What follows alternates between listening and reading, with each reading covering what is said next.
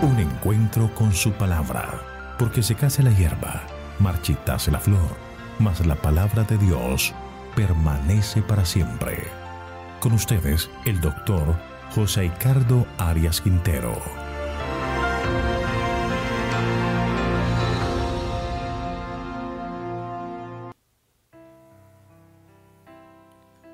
Vamos a estudiar Ezequiel capítulo 22.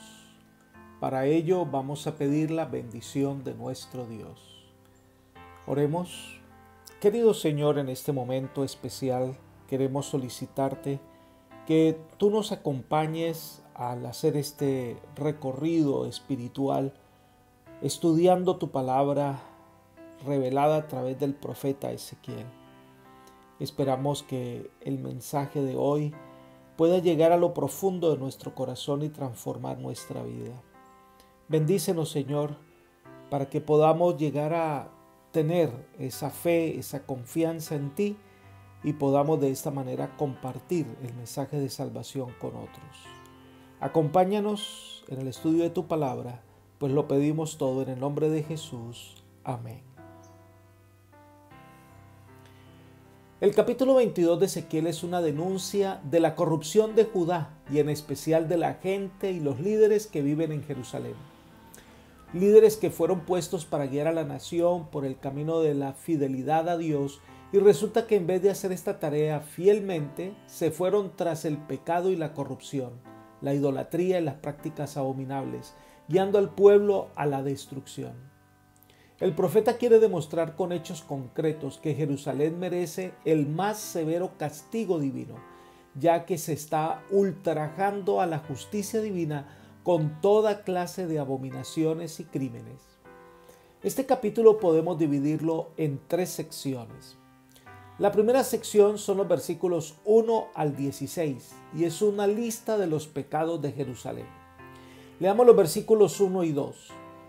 Entonces vino a mí palabra del Señor diciendo: Tú, oh hijo de hombre, ¿juzgarás a la ciudad derramadora de sangre? ¿La juzgarás? ¿Le mostrarás todas sus abominaciones? Una vez más el Señor le pregunta al profeta: ¿juzgarás tú? Es la recurrente frase en todos los últimos mensajes estudiados de los capítulos anteriores. Pero este capítulo en particular se muestra a Jerusalén como la ciudad derramadora de sangre. Es una referencia a la maldad demostrada en asesinatos hechos al amparo de la ley y el ofrecimiento de niños en sacrificio a Moloco. Se le pide entonces a Ezequiel que mire, contemple y juzgue si lo que va a hacer el Señor está de acuerdo con su justicia o no. Por eso el Señor dice en los versículos 3 al 5, Tú pues dirás que así ha dicho el Señor Dios, ciudad que derrama sangre en medio de sí, para que venga su hora y que se ha hecho ídolos para contaminarse. Eres culpable por la sangre que has derramado y te has contaminado con ídolos que hiciste. Tú has hecho que se acerque tu día y has llegado al término de tus años. Por tanto te he entregado como afrenta a las naciones y como objeto de burla a todos los países. Los que están cerca y los que están lejos harán burla de ti, oh ciudad de nombre manchado y de gran confusión. En esta época de gran confusión y las luchas entre ellos, le han granjeado el título de ciudad sanguinaria. La maldad ha colmado la paciencia divina y por eso dice que este mensaje es para que venga su hora, es decir, el resultado de su conducta impía y maligna traerá la hora de su castigo. Y debido a esta realidad, Jerusalén será motivo de escarnio, burla de otras naciones, que verán cómo esta nación se apartó de Dios y acarreó sobre sí la destrucción. De esta manera quedaba desacreditada no solo la ciudad, sino el propósito que Dios tenía sobre esta ciudad. Ahora el profeta clasifica los pecados de Jerusalén en 3 categorías. Número 1.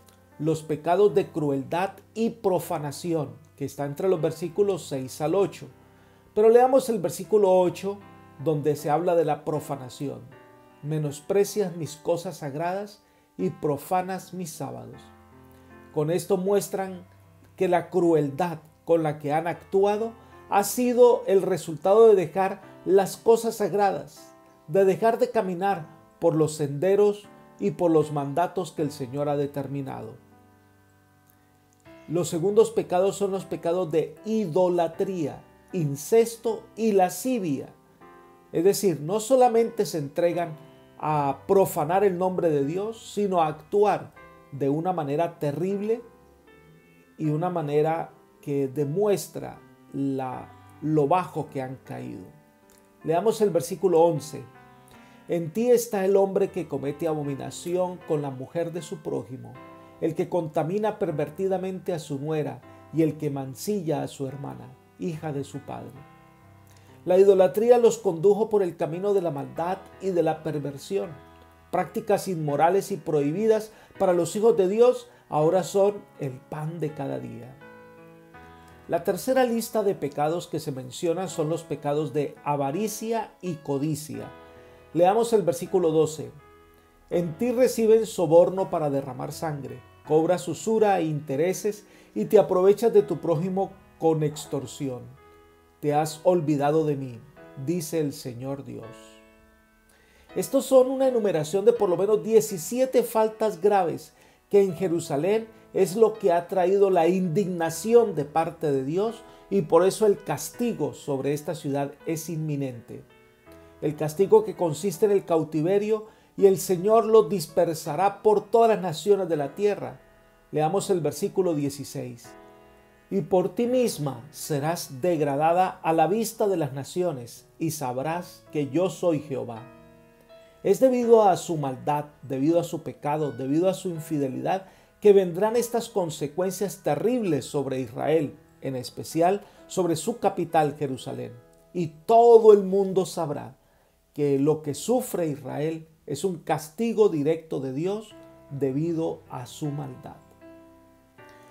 La segunda parte de este capítulo son los versículos 17 al 22. Donde se cuenta la parábola del proceso de refinamiento de la plata. Leamos los versículos 17 y 18. Entonces vino a mí palabra del Señor diciendo: Oh hijo de hombre, para mí la casa de Israel se ha convertido en escoria. Todos ellos, plata, cobre, estaño, hierro y plomo, se han convertido en escoria en medio del horno. En varias partes de la Biblia se usa la figura del refinamiento de la plata o del oro para significar la purificación que Dios hace de nuestra vida a través de las pruebas o luchas diarias que enfrentamos. Pero esta parábola no tiene este sentido, porque cuando se afina el metal es para quemar la escoria, quemar los elementos que degradan el oro y la plata. Pero miren ustedes lo que dice el Señor con respecto a Israel. Versículo 18, Hijo de hombre, la casa de Israel se me ha convertido en escoria. Van a pasar por el fuego para que se queme la escoria, es decir, es la representación del castigo que vendrá sobre Israel. El horno de fuego es una representación de la ira de Dios sobre un pueblo que rechazó el llamado del Señor.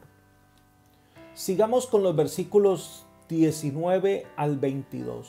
Por tanto, así ha dicho el Señor Dios: ya que todos ustedes se han convertido en escoria, he aquí que por eso yo los junto en medio de Jerusalén, como cuando se junta plata, cobre, hierro, plomo y estaño dentro del horno y se sopla el fuego para fundirlos. Así los juntaré con mi furor y en mi ira.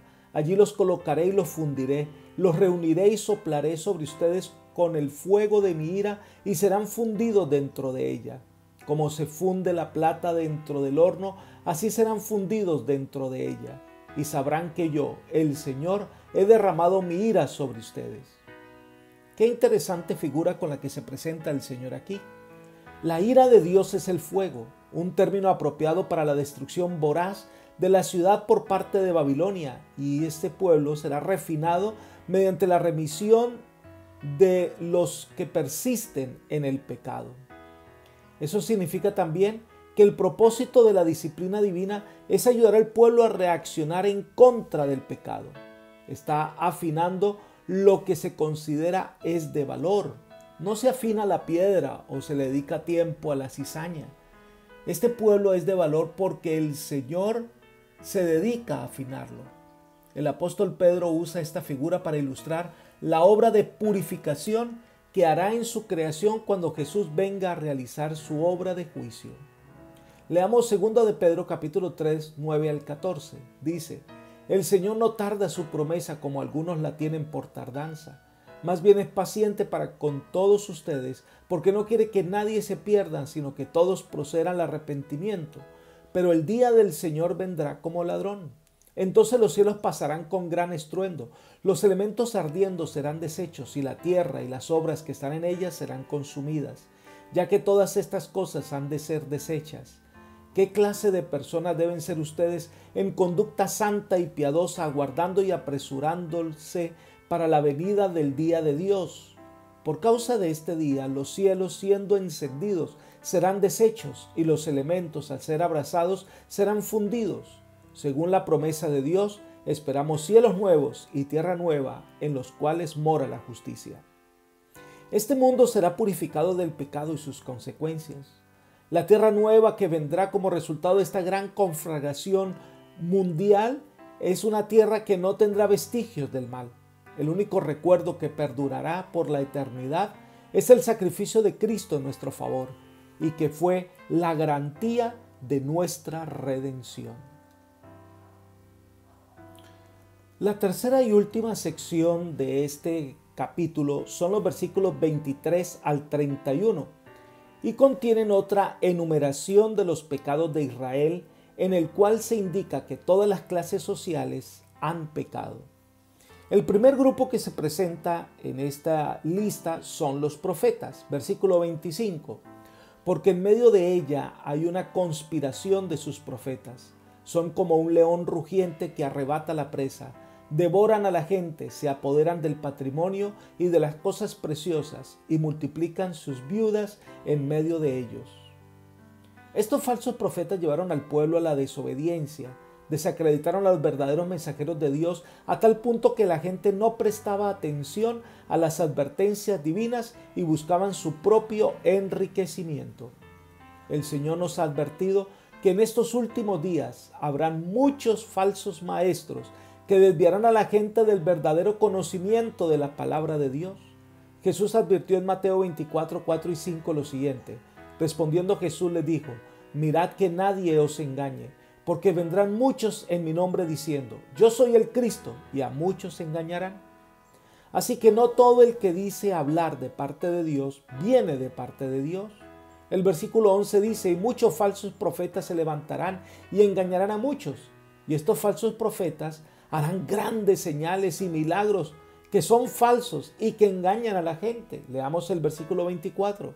Porque se levantarán falsos cristos y falsos profetas y harán grandes señales y prodigios de tal manera que engañarán, si fuere posible, aún a los escogidos.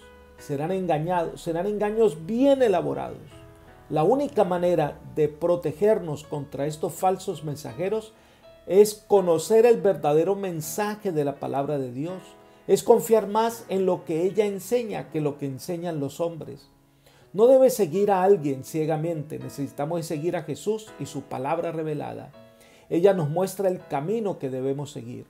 Es importante que cada persona tenga una experiencia personal con la verdad que está en la palabra de Dios. El segundo grupo que se menciona en esta sección de Ezequiel capítulo 22 son los sacerdotes, versículo 26. Sus sacerdotes violan mi ley y profanan mis cosas sagradas. No hacen diferencia entre lo santo y lo profano, ni enseñan a distinguir entre lo impuro y lo puro. Con respecto a mis sábados, esconden sus ojos y he sido profanado en medio de ellos. Ellos eran los encargados de enseñar los requerimientos de Dios y guiar al pueblo a la obediencia a los mandamientos de Dios. Esto requiere que el pueblo reconozca el sábado como día de adoración. Pero estos sacerdotes confundieron lo sagrado con lo profano, apartaron sus ojos de la ley de Dios y empezaron a seguir tradiciones de hombres. Esta realidad es lo que sucede hoy. Una falsa reforma se está popularizando en el mundo que no lleva a las personas a obedecer los mandamientos de Dios y los está llevando a profanar el sábado.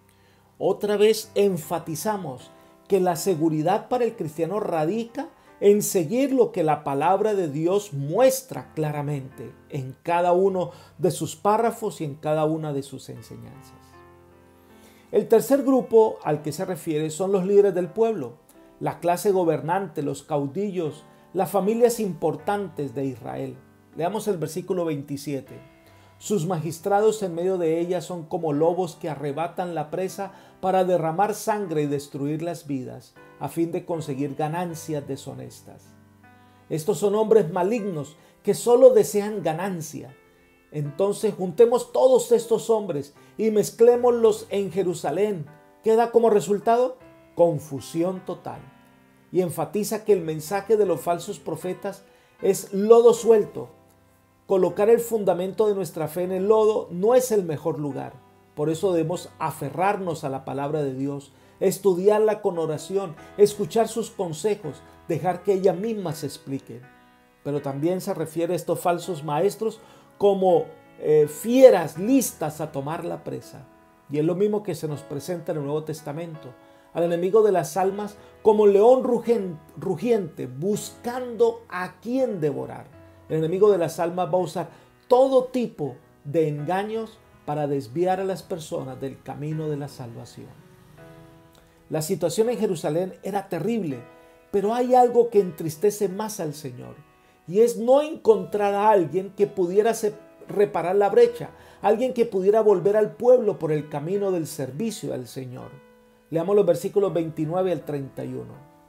Y el pueblo de la tierra ha practicado la opresión y ha cometido robo. Abusan del pobre y del necesitado y oprimen sin derecho al extranjero. Busqué entre ellos un hombre que levantara el muro y que se pusiera en la brecha delante de mí, intercediendo por la tierra para que yo no la destruyera, pero no lo hallé.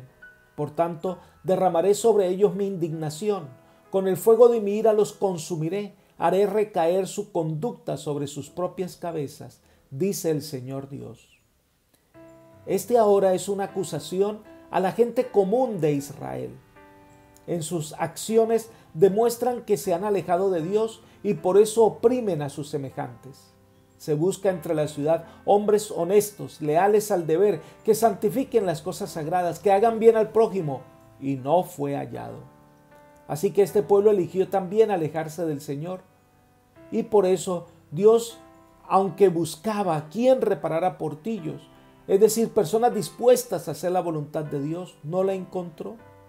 Personas que estén dispuestas a enseñar a sus hijos el camino de la verdad, pero tampoco las halló. Entonces, al ver que la sociedad de Judá, desde el más grande hasta el más chico, estaban completamente desviados del camino y no tenían intención de arrepentirse, pues el pecado cometido por ellos les alcanzará y serán destruidos. Amigo y hermano, la Escritura nos enseña que Jesús el Mesías es el reparador de portillos. Es el único que tiene la sabiduría y el poder para traer a la gente otra vez de regreso a la salvación. Y ese Dios sabio delegó esa función sobre la iglesia. Nos toca a todos los que somos miembros ser reparador de portillos y quien va a enderezar calzadas. ¿Será que el Señor puede encontrar alguno hoy que cumpla esa función? El mundo va en decadencia, las familias se están destruyendo, los jóvenes se están perdiendo. No podemos solo quedarnos como espectadores esperando que el mundo se destruya. Somos llamados a ser voceros de Dios, somos llamados a restaurar la familia, somos llamados a buscar al Señor. ¿Puede el Señor contar contigo? ¿Puede el Señor guiarte para cumplir una tarea eficaz para salvar a otros? Lo único que Dios necesita son corazones dispuestos a seguir al Maestro y su voluntad. Y Él se encargará de darnos dones, sabiduría, para poder dar un mensaje claro de reconciliación con Dios. Que hoy el Señor te pueda ayudar a cumplir el ministerio que te ha otorgado. Que Dios te acompañe, es mi oración por ti. Amén.